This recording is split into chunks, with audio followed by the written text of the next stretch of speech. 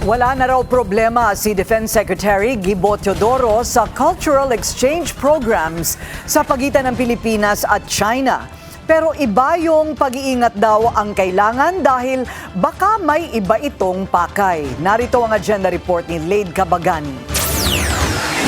Pinabubusisi ni Defense Secretary Gilberto Teodoro Jr. ang foreign academic at cultural exchange programs ng Pilipinas. Matapos ilabas ng Sealight, isang maritime transparency initiative, ang ulat nito na ilan sa mga Chinese language teachers sa bansa ay sumasailalim sa pagsasanay sa Jinan University sa China. Sa parehong pamantasan din umano nagmula ang mga Chinese scholars na nagsabing bahagi ng teritoryo ng China ang Batanes. May malaki ang panganib dahil ang paggamit nila ng mga alam mo kung sana ang tunay na pakay nito ay talagang cultural exchange or whatnot. Pero itong pinakamalaking ebidensya na ma-exchange na ito ay ay bunga din ng siyang institusyon naglalabas ng fake news. At ito ay state-owned and controlled academic institution, yung university na yan. Ngayon, ito malaking ebidensya na itong mga eskwelahan ay ginagamit sa mali. Hindi naman lahat, pero meron dyan mali. Pero nilinaw ni Teodoro na hindi siya tutol sa mga cultural at academic exchanges. Kaya dapat maging masusi tayo. Before we make any recommendation, we have to establish firmly.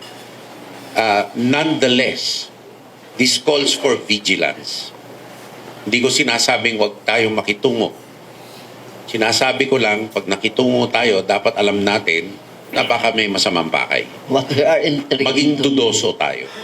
Pagdidiin pa ni Teodoro, dapat magkaroon ng tamang assessment sa mga foreign institution bago pa hintulutan ng mga kinauukulang ahensya ang exchange programs. Para sa agenda, Lade Cabagani, Billionaire News Channel.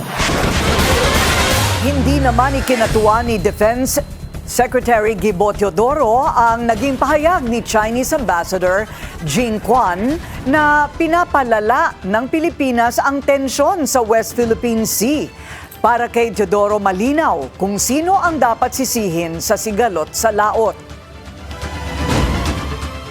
Etong statement ni Ambassador na ito ay may halong banta.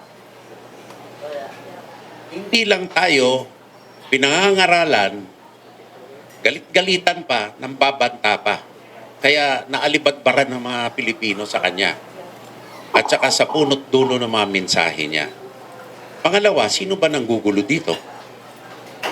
May karapatan ba sila na gawin sa atin ito mga ginagawa nila? Wala. No? Kung ikaw doon sa China, mag-text ka lang na mali, kukulong ka na eh. No? So, sino ba nanggugulo dito? Siya ba o tayo? Dagdag ni Teodoro, simple lang ang solusyon sa tensyon. Umalis ang China sa exclusive economic zone ng Pilipinas. Manatiling nakatutok sa Billionaire News Channel. Sumubaybay sa aming social media accounts at mag-subscribe sa aming YouTube channel para sa mga bago at eksklusibong balita.